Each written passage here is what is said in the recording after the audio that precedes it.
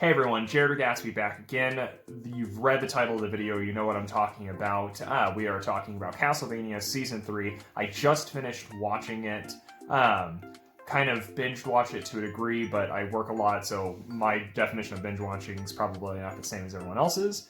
So it took me a little bit, but I did finish the season just now, and I wanted to talk about it because, well, I like season 1 of Castlevania. I was really excited when I found out that they were doing a season 2. And when I noticed that season 3 was just suddenly sort of coming up in the next couple days, I got really excited for that too. So I got all the episodes set up for me to watch, and I was excited to be able to watch all of them. Yay, go Jared.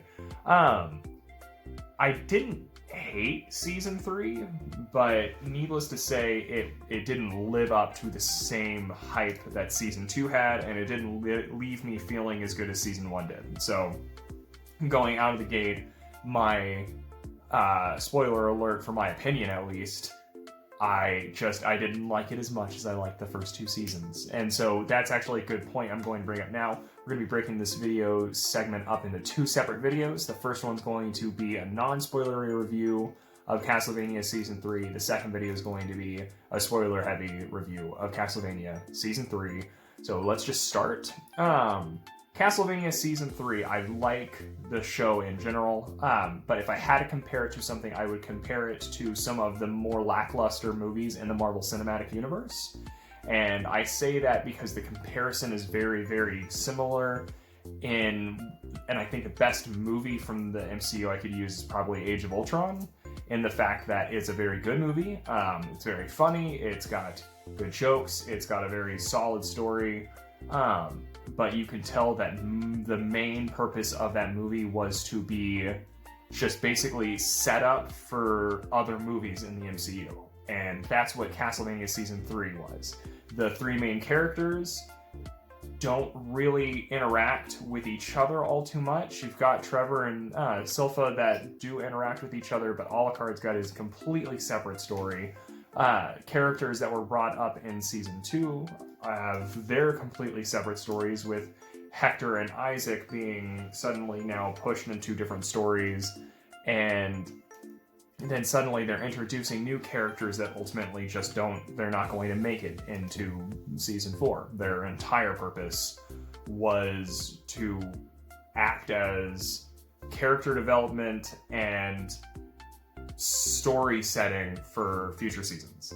And that's what Season 3 was, and that's why I didn't really like it all that much, is because without getting into a lot of spoilers on it, basically Season 3 of Castlevania was just a lot of setting up for something else, and we just didn't get a lot of something else. So that's what I don't like about Season 3. What I did really like is the jokes are still there. One thing that I really do enjoy out of the Castlevania series is the very dry humor that comes with a lot of it. Especially with Trevor Belmont, like, it's just really, it is comedic, his way of looking at life, the way of looking at world, and the way you can tell he kind of copes with a lot of the crap that he has to go through. You also get a lot of that with Alucard now, which I think is funny because he's been alone for such a long time. You can see the effects that that's been playing in his head, and so you do get a lot of fun that comes with those characters. The other thing I would say that I really did like was ultimately the fight choreography and fight scenes in this show are still just phenomenal.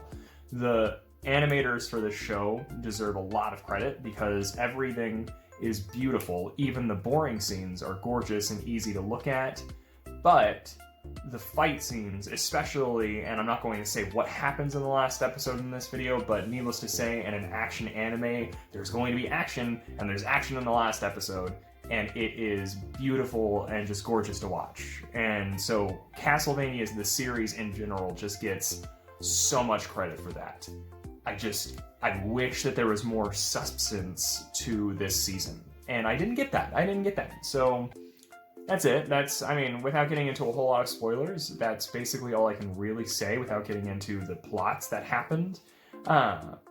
It was just a lot of setup. And so if you care for setup, then you're going to love it. If you care for a lot of character development, you're going to really like some of this season. But if you're here because of you wanting a solid plot, you're not gonna find it. And truth be told, that's okay.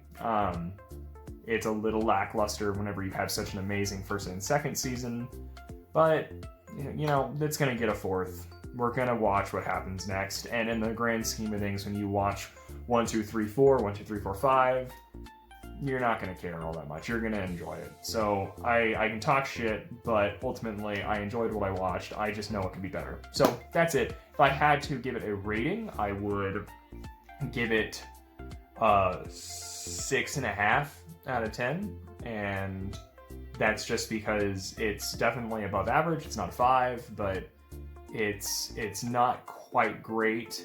It's just not franchise destructive. Like I said, we're gonna get a season 4. You know we're getting a season 4, and so I'm looking forward to season 4. Hopefully they actually get to what they're wanting to talk about in season 4, because if they don't, then it's a franchise destroying entire series. So don't want that to happen. Season 4, please don't suck. Get to your point. That's all I ask. That's Castlevania Season 3. That's my non-spoilery review. So that's it. I will see you guys in the next video. Thank you guys so much. I'll talk to you later. Thanks everyone. Bye.